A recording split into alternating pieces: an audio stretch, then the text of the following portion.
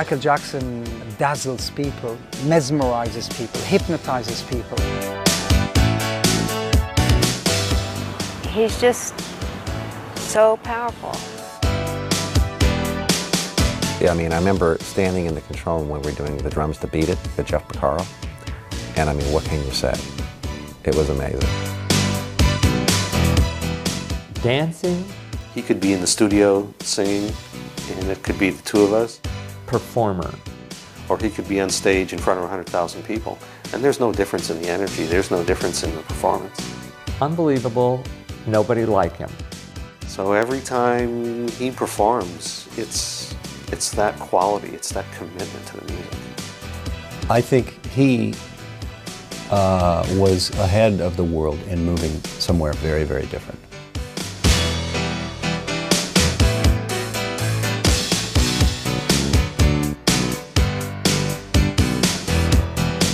Michael Jackson cuts a mysterious figure. His talents defy belief. He seems to hit impossible notes when he sings and to move his body in ways that challenge gravity when he dances. At the age of 6, he could express himself like a man of 60. And now in his mid-40s, he's still innovating, entertaining and awe-inspiring.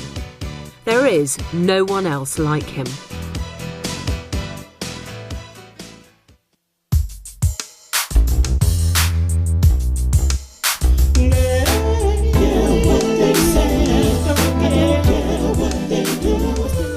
Michael Joseph was the 7th of 9 children for Catherine and Joseph Jackson.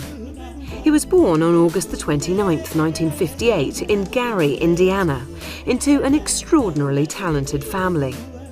Raised as Jehovah's Witnesses, the young children were coached by their ambitious father, and soon 5 of the boys, including Michael, had formed a family singing group. He was in a whole another world when he's on stage. Even as a young kid, he was. You can tell that they followed him. Even at 6 and 7 years old, you could see them. You go to see them on the show. Michael was in charge. The brothers were integral to the whole thing, and I'm sure teen girls of the day each had their own favorite Jackson. But you know, Michael. I don't think the spotlight could have gone on anybody but Michael Jackson, even at that point. I remember one time they did a show at Beckman, and Michael was just, man, I knew right then and there. That little boy, he was, and he's younger than I am, but he was just doing things that a little boy is not supposed to do. You know, I mean, they were polished. Back in the 60s, I think most families, Joe Jackson, my father as well, all of them worked in the steel mill.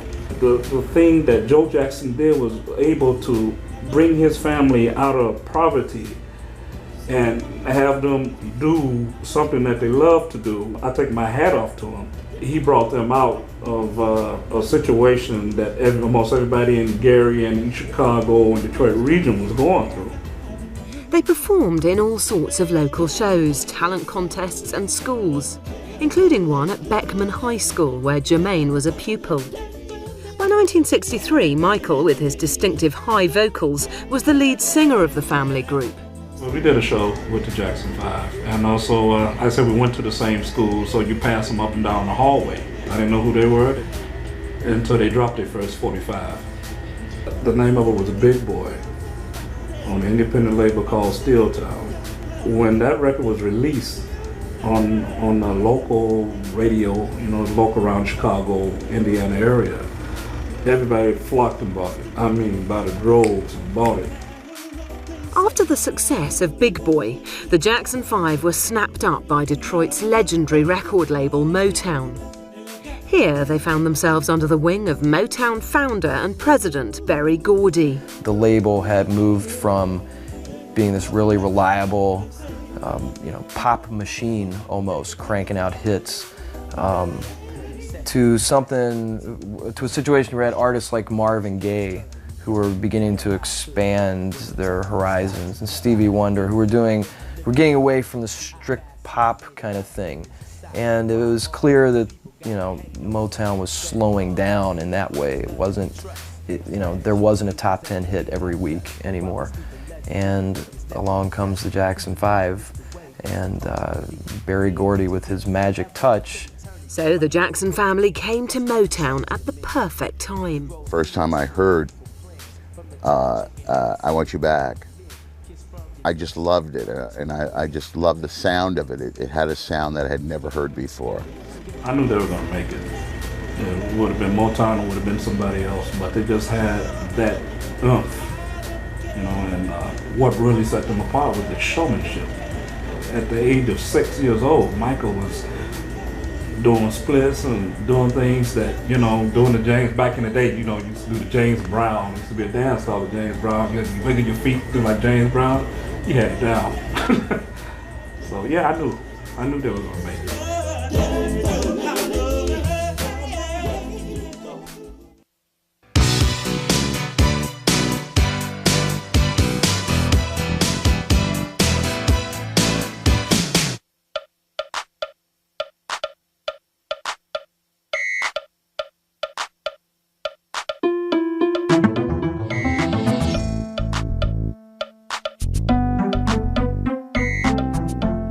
Motown headquarters moved to California in 1969, so the Jackson family had to follow.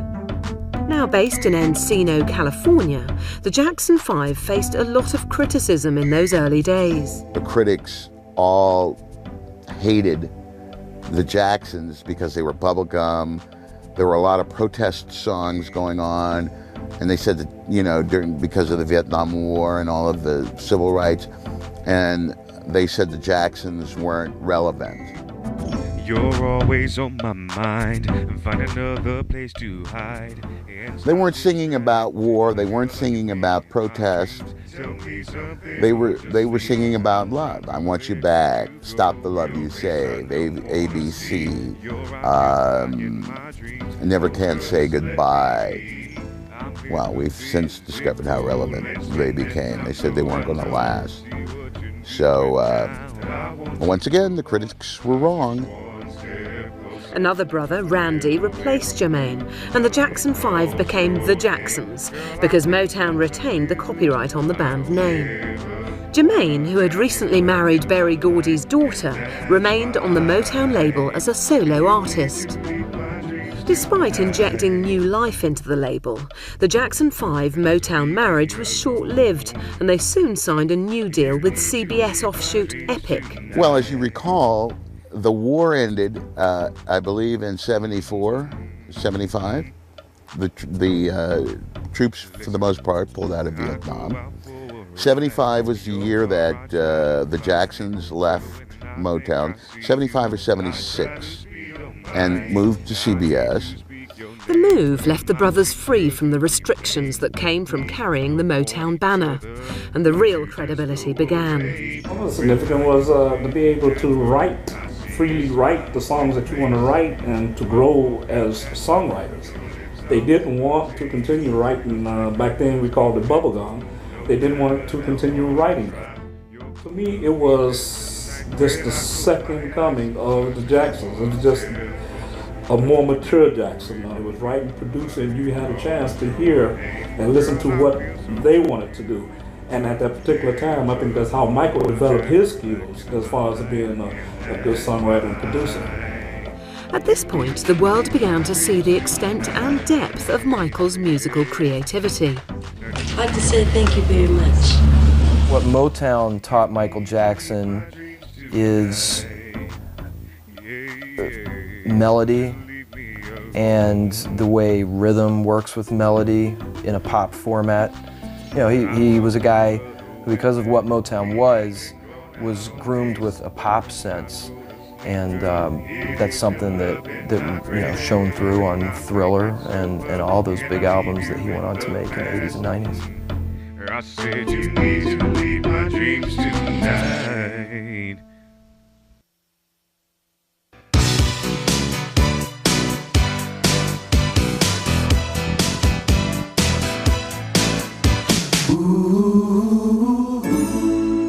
The family were performing shows all over the world. Sam Brown was their musical director in the mid-70s. Funny story, the first time I went out to the house, Michael always liked animals. And they had this macaw in the house, which I didn't know of. So I get, I buzz in and the gates open up and I go up this long driveway, drive up this long driveway. And I get out of my car and I go to the back door and I knock on the door.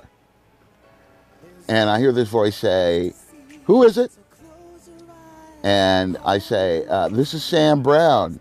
I'm here to see Joe and Michael." No response. So I knock again. "Who is it?" "Sam Brown. I'm here to see Joseph and Michael. You just buzzed me in." No response. Knock on the door again. "Who is it?" Well, it was the bird. And they were around the corner having a laugh.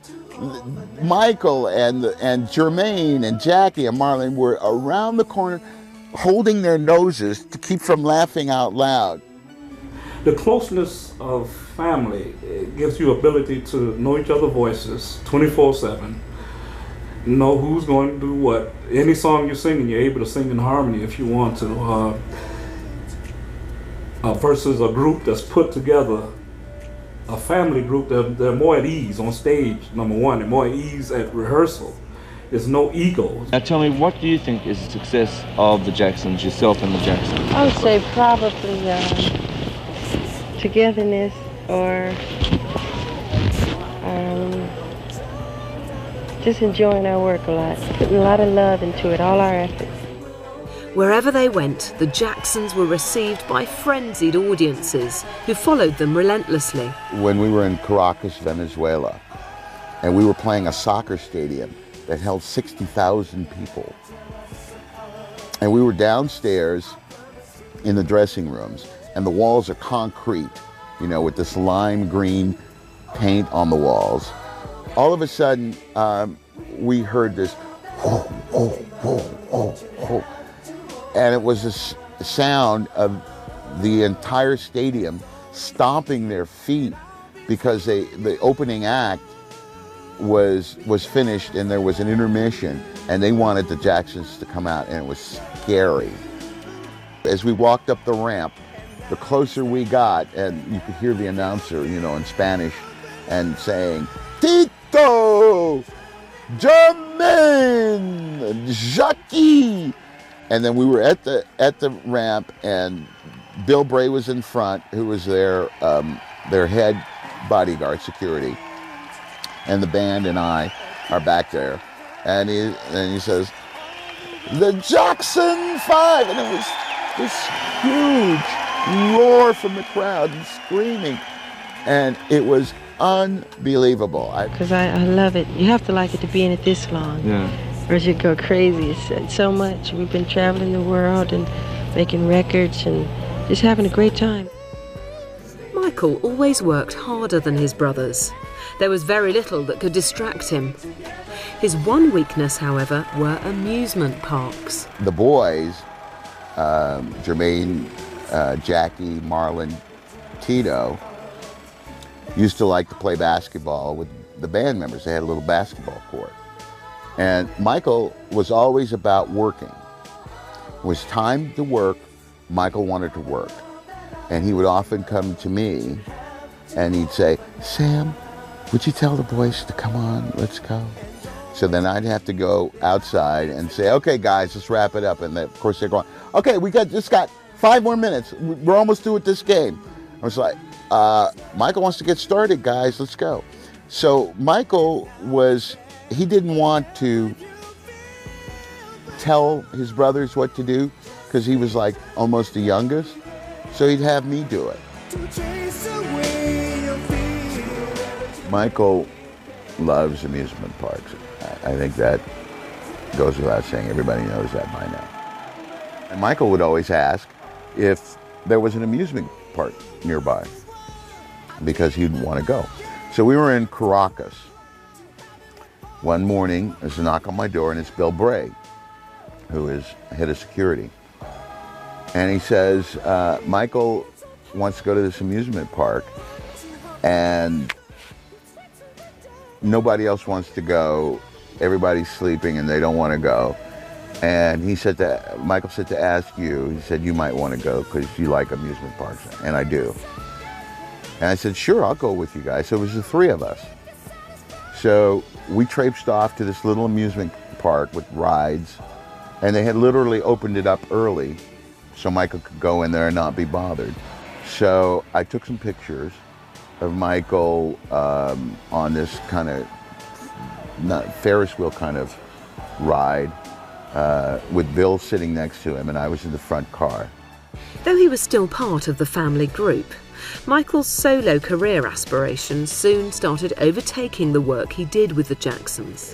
His star would have shined anyway, ultimately. But remember, it was the Jackson 5 at first, and he came out of that situation because he literally distinguished himself.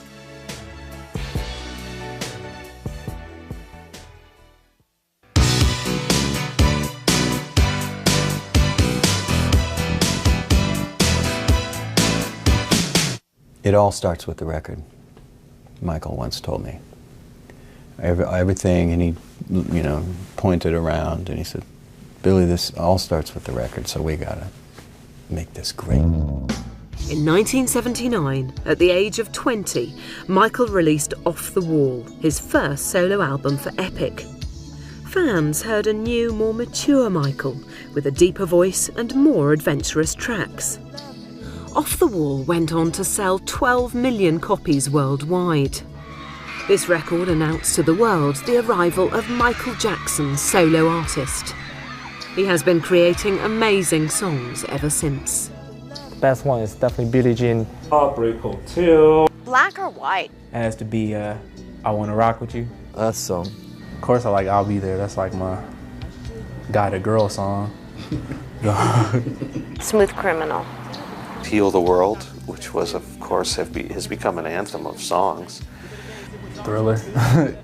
Man in the Mirror. Off the Wall marked the start of his hugely important working relationship with producer Quincy Jones. Quincy also produced Thriller, Bad, and was an integral influence on Michael's songwriting style. Basically, every album, including a good part of Thriller, was done at our studios. Michael has his own unique way of expressing his ideas for songs. One of the things that he would sometimes do is he would record the demo for the song using only sounds that he would sing. He would beatbox the rhythm on track 1, and then he would go to track 2 and sing the bass line. He, through all these years, he has worked with musicians necessarily because he doesn't play an instrument. And he's written entire records in his head and had to convey those to musicians. And he has a way of expressing a beat and a melody and a sound with just his body and his voice. He would then musically sing the horn, the guitar, the strings. He would sing all the instrumentation because he would have all of the ideas in his head. He would know the arrangement. It was just a matter of getting all of these ideas onto tape. And then once they were onto tape, and then the individual musicians would come in to do their overdubs, they could not only hear what their part would be, but they could hear, in a bigger sense, what the entire arrangement would be. After Michael would sing the individual musical elements, he would then sing his vocal arrangement over the top of that. This was a process that I would often do with Michael. And when the musician would come in, he would not only be able to hear what his part was, but he would be able to hear the song as a whole. The fact that Michael doesn't play an instrument means he doesn't study an instrument, and it means that an instrument doesn't sort of sap his energy. Though not technical, Michael has an affinity for technology and a deep understanding of how it can be manipulated. But Michael has done something else. He makes wonderful music, and the instrument is the studio and the song and his voice and the whole sort of contextual process. The fact that he wasn't a technologically oriented person actually fit into the philosophy of how we worked in the studio, because we would always make the technology follow what was required creatively. And Michael had great creative ideas. And it works brilliantly.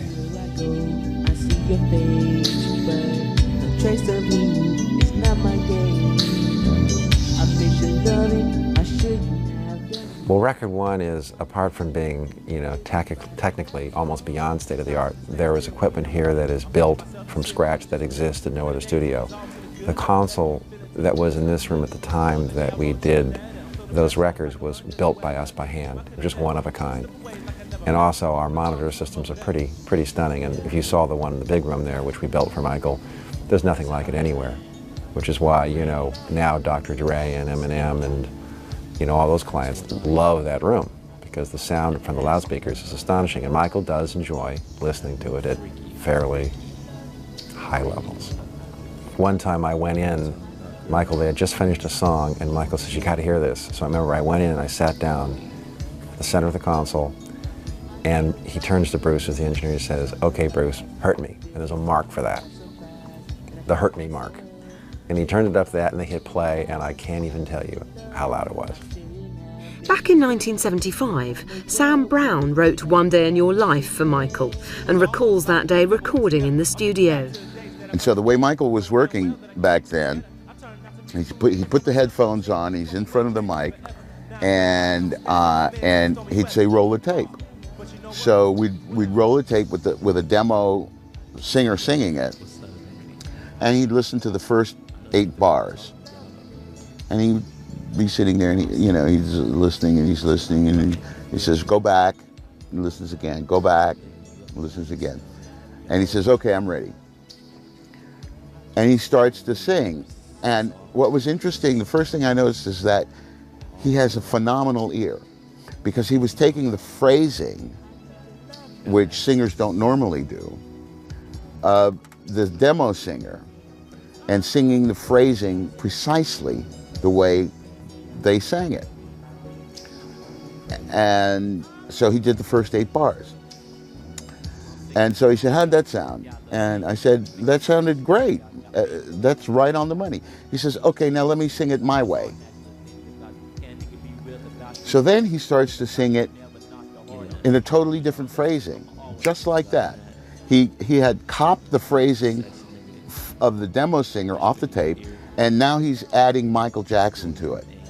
And I was like, "Oh, this is phenomenal." He's just so good that pretty much you have it in a relatively few amount of takes. And when we did We Are the World, Michael pretty much sang his live parts down in one pass. So it was no great surprise when Off the Wall was beaten by Michael's next solo album in 1982. I was in the studio working with Quincy. We were working on subsequent albums when, in fact, the Thriller album was climbing up the charts and the singles were becoming #1, one after another, single after single. And I remember the day Quincy walked into the studio and he said, "The Thriller album has gone platinum in LA." I need your love, I need your love, I need your love, girl.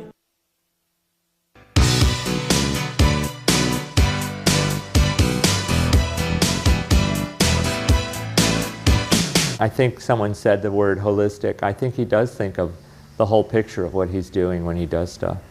Michael's creative expression doesn't end with the songs. He is, of course, most often remembered for pioneering the music video. Thriller broke ground. First time music videos became something like a short film.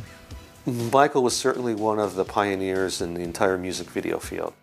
In his own way, one of the vanguard pioneers of the form from Thriller on, and has always understood the impact of them. Thriller. After I seen that video, we had like $5. We went to the ice cream truck and they had these little fake chains with the fists. It was like a little limestone glove. We was walking around with limestone necklaces on. At approximately the same time that we were doing the Bad album, we also were working on the Captain EO movie, which was a 3D attraction at the Disney theme parks. Michael did some really good music, and I know they had a lot of interesting time shooting the dance scenes. With so much on his plate, what was he like on set? Smith Words, now a choreographer, remembers the days when she danced with Michael. We had a very long rehearsal period. I think we probably rehearsed for 6 weeks, which is unheard of in the video world. And it was pretty uncomfortable. Francis Ford Coppola directed it.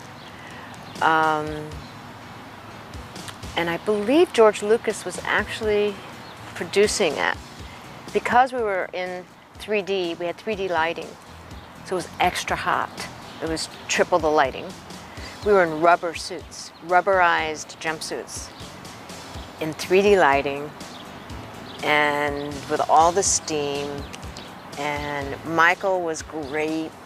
He was just funny, goofy, hardworking. He danced as hard as any of us. Creative and inspired as ever, Michael continued to make amazing videos, including Smooth Criminal, shot and released in 1988. Michael decided that there was going to be an entire improv section. He heard it musically, I think is what happened. And there's a chant that starts happening. Annie, are you okay? Are you okay, Annie? Annie, are you okay? And we went into silence, and then Michael just started screaming. And said, we were instructed by the director and by the choreographer and by Michael to just do what you feel.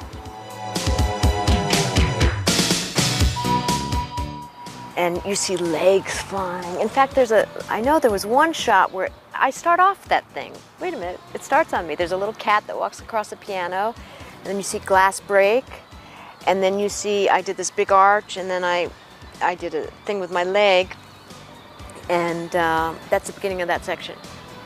And then you start hearing moans, and Michael starts screaming, and it's really kind of eerie. And then Michael goes into a chant, Annie, are you okay? And then we were all asked to chant along with, so we all started chanting. And then it breaks back into a proper choreographic section, which is the entire company dancing together, including Michael. In 1995, Nick Brandt conceived of and directed the incredible Earth Song video. The most interesting time for me was on Earth Song, when I had a bunch of very cynical, jaded New Yorkers for crew for the part of the shoot that he was there, and they were just, oh yeah, Michael Jackson, da da da da da.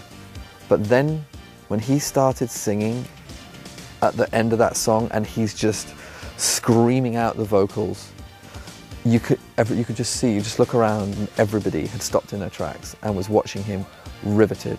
And he would only give me like one take from each angle because he was being blasted by, you know, these wind machines, and stuff was flying in his eyes, and just, I mean, it was really hard. I mean, we're just firing dust and leaves and all manner of stuff into his face.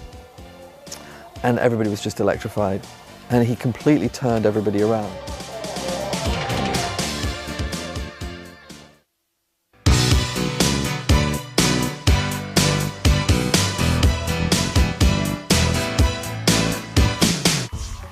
Through the success of Thriller, I think Michael became aware of exactly the power that he had and the influence that not only music could have, but his music could have in the world.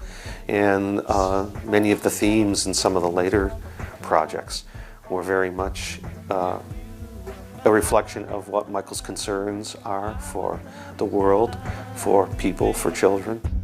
This is the area that might mean the most to Michael, but sadly where his words and actions are received most cynically. So, for the victims of the Washington, D.C. 9/11 attacks on America, the fact that I got to create something that was the background video was all the flags of the world, and they flashed on the screen in time to the music. And it looked beautiful, and you know, Michael did this song, took his name out of the show. It never appeared in the performance or in the broadcast. And he rehearsed it and made it all perfect. Everybody worked really hard singing it. And I just think that man has a spirit and a soul that is just so strong. I really respect him. Michael's a giver. He gives time, he gives money. He hears about kids that need surgery or operations, and he has his people call up and find out how much it will cost, and he writes a check, and nobody knows where it ever comes from. Over the years, Michael has increasingly expressed his principles through his art. As well as being a fantastic visual feat, the video for Earth Song was honoured at the Genesis Environmental Awards. Everybody is kind of, the idea is literally clinging on for dear life as the Earth resurrects itself and the Earth is spinning and there's this almighty, you know, incredible epic wind and everybody's clinging on. He's a fantastic performer. And even though all those non-actors were brilliant, we didn't have anything for them. If I had had trees for them to hold on to, I would have done the same with them. But what happened is that, so by the time you got the people who were already prejudiced about Michael watched that video and thought, oh, there's Michael Jackson trying to save the world again. And actually it was, if you watch the video in an unbiased light, everybody is trying to save the world and everybody's just clinging on. But because A, he's the singer, B, he's a better performer, and C, he's got two trees to hold on to, he comes across as, to some, you could argue, you could interpret as, he's trying to save the world. I don't think Michael is cynical. I think he just is a caring person. I think he really has an evolved sense to him. And I think he's, you know, I think he's done his share of marketing kudos and smart things. But I think underneath it all, he's just he's a true artist, in my opinion. Then at the Brits Awards, he repeated that kind of motif, which could be interpreted as Jesus on the cross, which is a dangerous thing to do. And I don't think he thought about that. And you could call that naive or not. I certainly never thought of it when we were shooting it. I don't know, nobody really did. But suddenly, and that we were naive as the filmmakers, I don't know. But suddenly, in the context of the Brits Awards, it became a dangerously, you know, pseudo-Christ-like thing to do. And so then that got, forever after, in the British context, the video got tainted by that, which is a shame because the message is so, you know. In 1994, Michael married Lisa Marie Presley. She supported his work on good causes, and together they hosted a conference on diversity at Michael's Neverland Ranch, which has been his home since 1988. He cares about life and existence, and he's trying to help people because he's in a position to.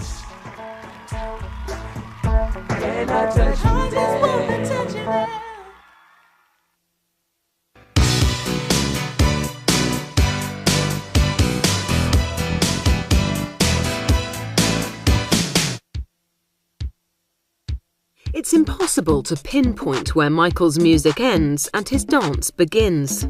I think I told you that we would be in rehearsals, and as you entered, everybody would be offered earplugs, including the dancers.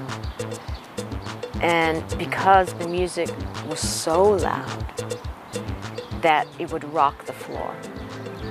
And that was because Michael wanted to feel the soul of the music. Yes, I have heard he was a big fan of Fred Astaire and James Brown, and he's a very observant person, but yes, his dance is very effortlessly executed. If you watch him carefully, you'll see that other than when he's doing more kind of street dancing type stuff, there's nothing technical about what he's doing, and he's brilliant. Every dancer moves when they watch Michael move. He makes everybody who can't dance feel the dancer in themselves. Because it comes from a heart and soul. He just has the soul of a dancer.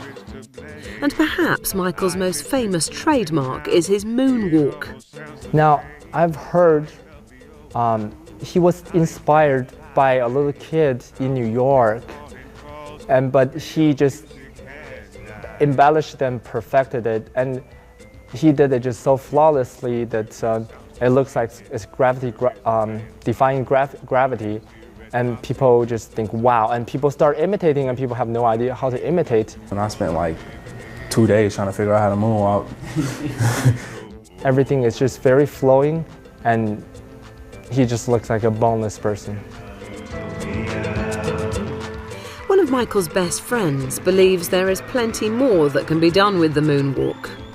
I'd like him to do the moonwalk on the moon. As a matter of fact, I'm talking to very high officials at a certain space agency in the United States. And they're taking it very seriously, because Michael once asked me, hey Uri, can you get me to the moon? He wasn't joking when he said that. And I sort of laughed at him, and I said to him, that's a great joke. He said, no, I'm serious. And then I said, well, I better check it out. And I called my friend, an astronaut, Edgar Mitchell, who was a sixth man to walk on the moon. And he said, look, Uri, why don't you call this and this number? And I did, and I could not believe the emails that I got from these people who said, look, the only thing that keeps Michael away from the moon now is time. We're talking about 11, 12 years from now, and money. I mean, he went from being in the midst of all these trained school dancers, looking fabulous, to, taking the spotlight in front of all these street dancers, who really, I think he learned his stuff from them just like he learned his stuff from us. Michael can be credited with bringing street dance into the mainstream. He would hire street dancers to teach him moves and perform with him. I spent all those years training, and I would watch some of these guys. And Michael started to be able to do it all too, just like that. He was like pop locking and all this stuff. It was like, what do you know how to do that?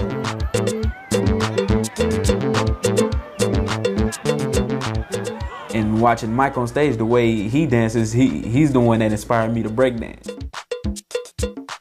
He seems to be on a constant quest for inspiration.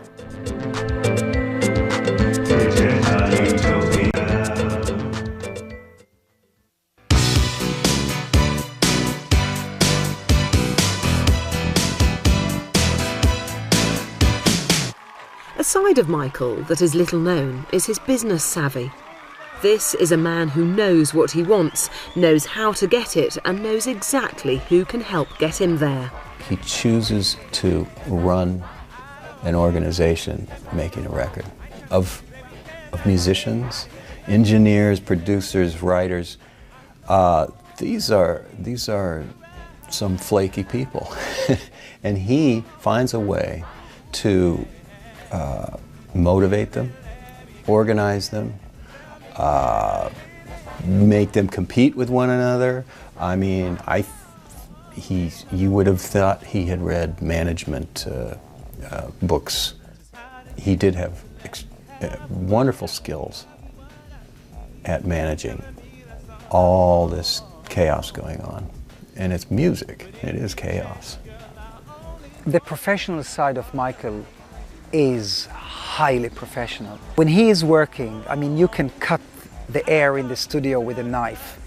It's so concentrated and he's so focused. It's just amazing to see him. It's like another Michael Jackson. In retrospect, there was the greatest feeling that the success of Thriller was probably justified, because the feeling in the studio was just, we are a team of people, we're going to make the absolute best record possible. And Quincy's phrase of, you leave your ego at the door, was one of those that we understood without ever having to say, because everyone was committed, everyone was giving 110%. Everyone knew it was going to be a great record. Everyone just didn't realize it was going to be the historic album that it became.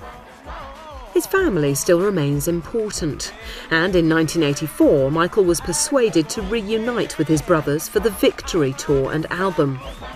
Michael's little sister Janet had also signed a record deal, her big break coming in 1986 with the album Control.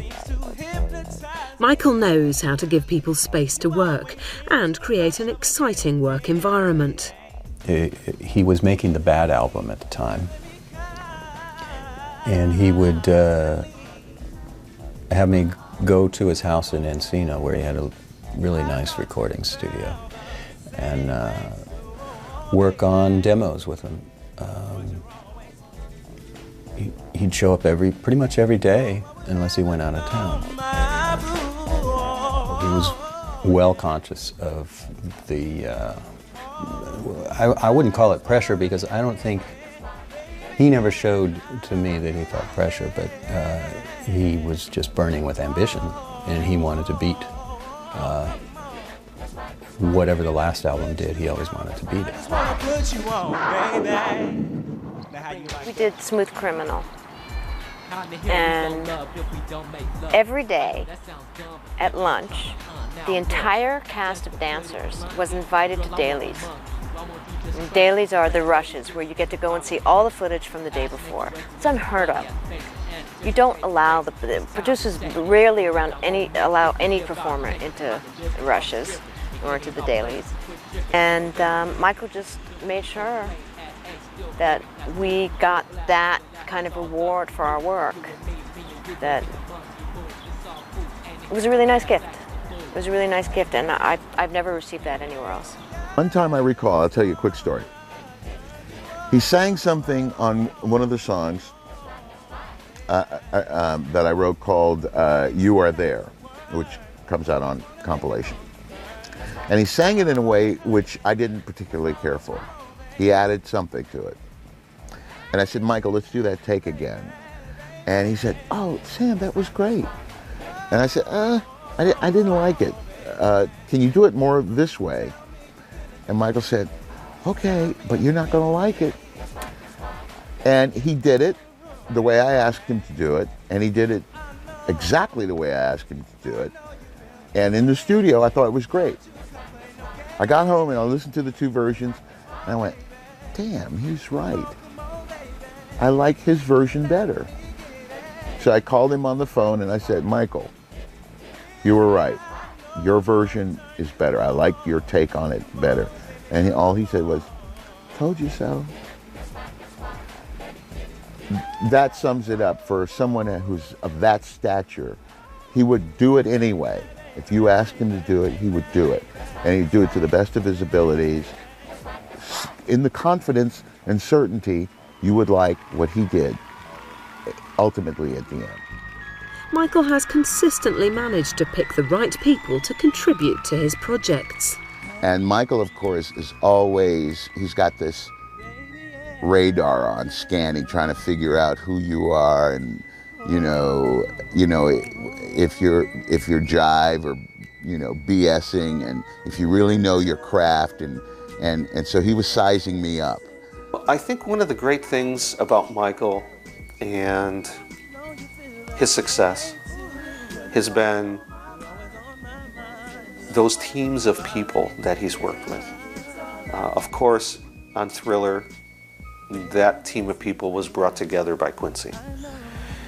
Much later, I think Michael followed that same lesson, that same pattern, in that he wanted the team of people that he worked with to be the very best. If it was a great composer like Elmer Bernstein, then that's who he wanted. If it was a great programmer or musician, a guitarist, whatever it would be, Michael would want the very best, because he would know this is the person that's really going to take the bar and push it up even higher. Well, yeah, but also he's relying on, I mean, like, Billy Buttrell and Bruce Wooding were both excellent engineers, and they make great sounding records. And so when you have people that are that good, then generally speaking, you don't feel so bad, because you can feel fairly secure that they are going to do their best work, and Michael knows that. And so when he walks in and he hears it, usually it's pretty darn good. But make no mistake, Michael is, and always has been, very much in charge. I believe Michael always had the final decision. Very quietly and very gently, and behind closed doors. On stage, Michael is the boss. I mean, backstage, he's the boss, but you don't know it. Whatever Michael wanted, for the most part, Michael got. he'd go to me or Joe. If there was like an employee or someone in the crew that was causing a problem or doing drugs or something like that, Michael would come to one of us and he would say, I think so-and-so's doing drugs. And that's all he would say. And then Joseph and I would deal with it. Dichotomy that every musician has to face, you know, keeping the music pure versus having some sort of way of presenting it to people, and that requires organizational skills. And Michael has them. And he's at the head of that pyramid. There's nobody else. After the huge success of the Bad album, Michael moved on to his next big project. So the next thing that came around was actually the Dangerous album. And we started the Dangerous album. Originally that was going to be some type of compilation disc. And as Michael had just too many very exciting songs, it finally evolved into what became the Dangerous album, which was all new material.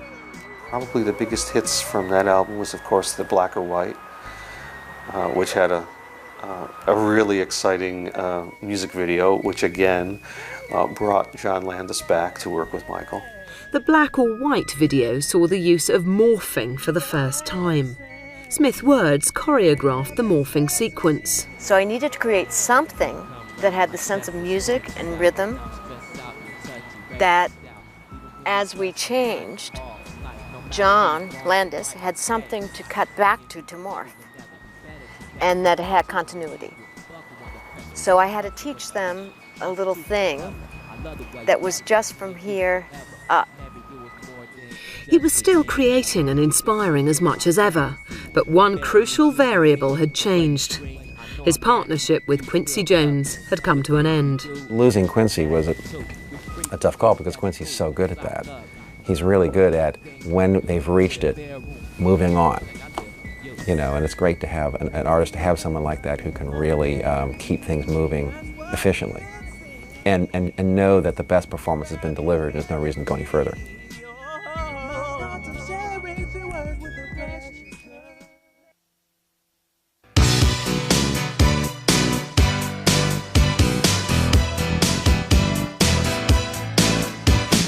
Oh yeah, I mean, we giggle and laugh like crazy.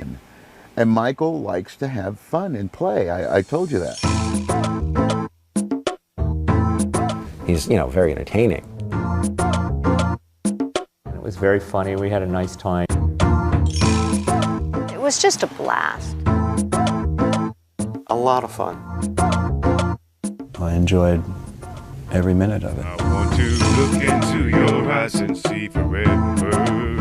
Well, you know, also you have to understand, of course, obviously, it's all been talked about. Michael certainly didn't really have a conventional childhood, and Michael does love, just like he'd be happy to play checkers on the floor and just have fun and play electronic games, and, you know, he's sort of being a kid because he missed it. When you ask Michael Jackson about his childhood, there are no secrets. He said, oh, I had an awful childhood. He says that openly. I've seen him with his dad. You know, after the show at Madison Square Garden, we went to a garden party in Central Park, and it was just an amazing scene to see him with his dad, the person that he supposedly who was so bad to him. But he forgave him. He said, I forgive you. It makes total sense that Michael is most at ease hanging out with kids. For the most part, most adults want something from you. Can you do something for me? Can you contribute to this charity? And sometimes the charity is them. And I realized early on that that was the primary reason that Michael liked to hang out with kids, because they have no agenda other than to just hang out and have fun. And he could let his guard down. That's the one time I saw Michael, and that radar I told you about earlier, that's always on, it was off, is when he was around kids. Because they're so sincere and they're very real and they really have no agenda. When Smith Words visited the set during the Black or White shoot, she took her daughter with her. She had such a good time with Michael. And they watched The Little Mermaid and tried on a box full of wigs, crazy wigs that he had, and ate enough candy that by the time she got home, she was sick to her stomach. He just kind of offered her like a little fantasy land. But playing practical jokes is what he does best, and this runs in the family. Love a good prank and schoolboy pranks. The more schoolboyish, the better. There was the time that Michael playing a joke on me. I was sitting at the console mixing, and he came up and put a tarantula on my arm as a joke. Michael had finished his macrobiotic diet and had lost several pounds. And he said he was going to go on a fast to lose the last 2 or 3 pounds for a week. And he made some comment like, Sam, you can probably fast for a few days yourself. And I said, you know what, Michael? If you fast for a week, I'll fast for a week. And we bet $100. Mike. Then the other boys said, I want a piece of that. So there was like $500, $600 on the table that I could not go from Sunday to Sunday without eating any food whatsoever.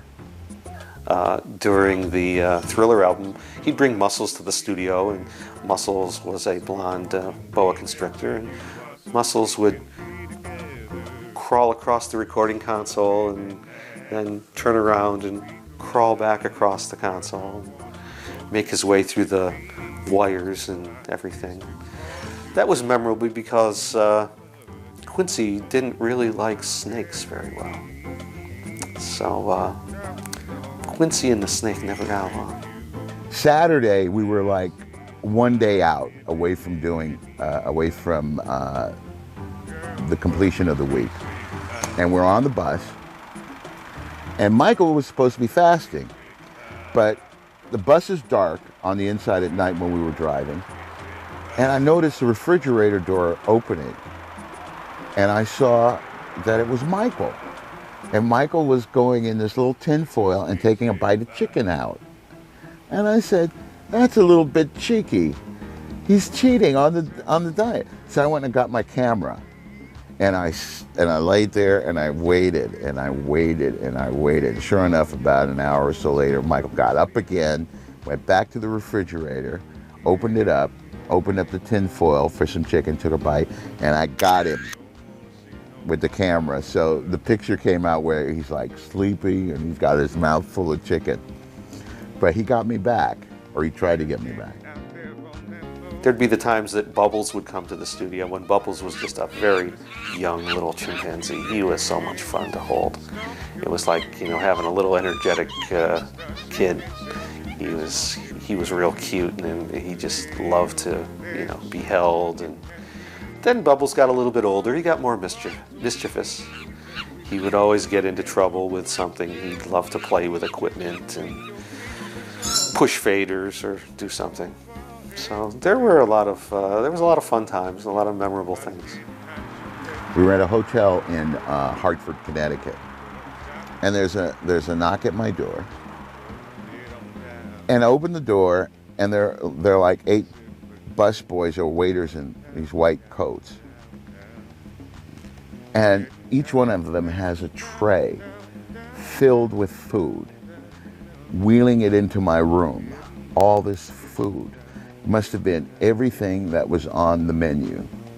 And by sheer coincidence, Michael's door opens with this food being paraded in, and he says, "Hey fellas, Sam's cheating. Look at all the food he's ordered. He's been sneaking food."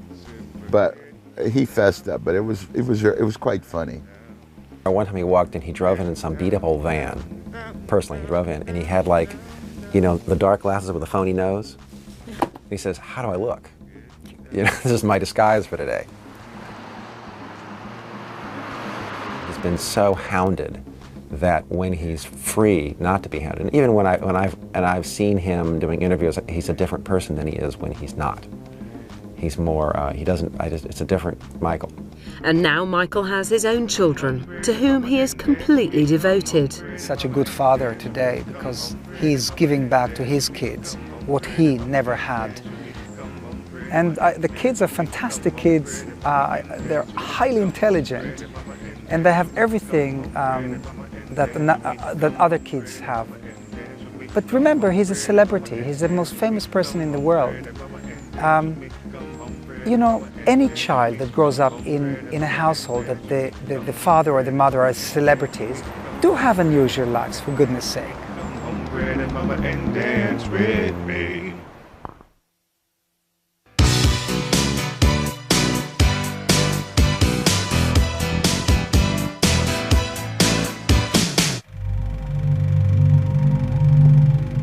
After the Dangerous album was the History album. And History was a little bit different nature of a project. Part of that was because on the day we were scheduled to go in the studio and begin the process, LA was struck by the earthquake. We had just completed Studio A, had redone it for them to start a new album, and it was I think it was Earthquake Monday was start date for the album. So I got a call from Michael and Bruce saying, you know, it's too shaky, we're going to New York. But we had just spent millions of dollars getting a room all set for them, which they were going to start that Monday for an unopened booking, and they said they were going to go to New York. LA was still suffering aftershocks, and a lot of people were on edge in town. It wasn't as conducive to be creative.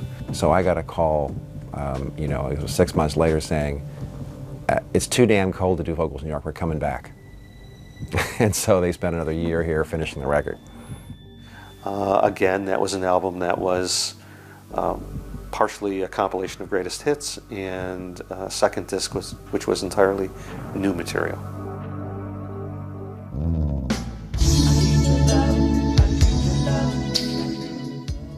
Aside from the shrewd professional decisions, everyone who works with Michael is overwhelmingly impressed by his focus, his work ethic, and his amazing talent. It's really extraordinary, but it's almost like his work was play, even in his position. Michael worked 10 times harder than anybody. I've done 400 or 500 albums.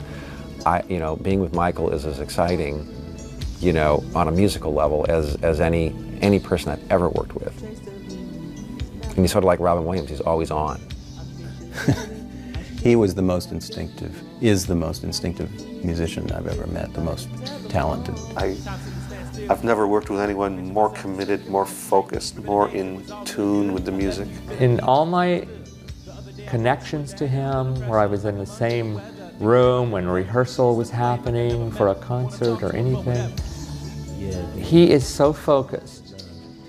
But I'm telling you, standing next to Michael when he's performing, it's an amazing experience. I've never seen anything like it on any artist anywhere. As I think back to all the musicians I've done music videos for, I cannot think of anybody that has had that electrifying a presence when they kick in. Michael could stand and talk to you, and you'd think he wasn't paying attention to you because he's working out moves while he's talking to you and doing spins and you know. And you're talking to him about, okay, Mike, we got to get to the limo at 5:15, and we, you know, the sound check's at 7. Michael, are you paying attention? Yeah, I hear you. 5:15 limo, and he's constantly thinking about what he's going to be doing or creating things in his head all the time. Aside from the shrewd professional decisions, everyone who works with Michael is overwhelmingly impressed by his focus, his work ethic, and his amazing talent. You see, Michael doesn't boast. He doesn't come out with his achievements. That's where I find the humble Michael Jackson, what people don't really know. he's like in Stranger in Moscow. He was drenched. You know, we're shooting at 360 frames a second or 1,000 frames a second, and to see the rain at that speed, it's bucketing down. I mean, it's like rain bar after rain bar after rain bar with big specially designed holes to make these drops of rain. So, you know, you do a 10-second shot and he's drenched. I mean, you know, we were obviously just makeup was going to just come flying off and everything, and he just went with it. A frenzy still accompanies him wherever he goes, including the time when Michael became an honorary director of Uri Geller's English football club. Michael was almost killed in Paddington Station, I can tell you that very openly. We were just, I mean, pressed to the train and almost fell under the wheels of the train in Paddington Station when I took Michael Jackson to my football club, Exeter City Football Club, where he agreed to be a director, an honorary director of the football club. There were thousands and thousands of fans that simply crushed us onto the train. And Michael was pushed down onto the pavement, and we got to our train and he pushed himself into the compartment and he fell into the couch there. It was a first class kind of we rented a special train for Michael. And that was a moment when I thought he's going to look at me and say, Uri Geller, take me to the hotel. I don't ever want to hear about you again. And I was waiting for him to say that, and he looked at me and he said, hey Uri, I'm okay, relax, don't worry about me. I love those fans. The talent and creativity remain as strong as ever. But after such intense media attention for so long, staying focused gets harder and harder. That's true. Clearly, he was much more focused at the time of Thriller. He would have this place booked for long periods of time, and he'd be off shooting videos of this. And this place would be here for 2 weeks with all the people here, musicians, producers, and everything, and Michael would never show up.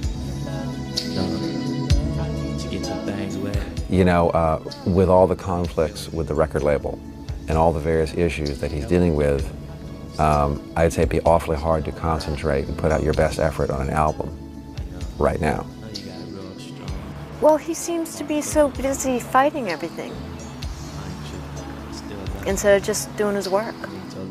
I mean, Michael's just obviously he grew into a phenomenal songwriter, apart from being an amazing artist.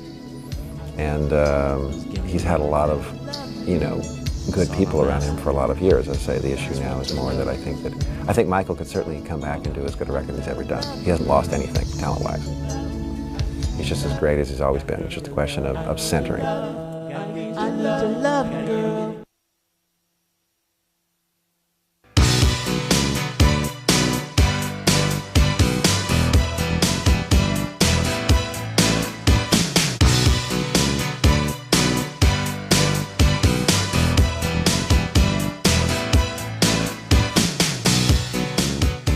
I definitely think Michael created certain styles that people take for granted.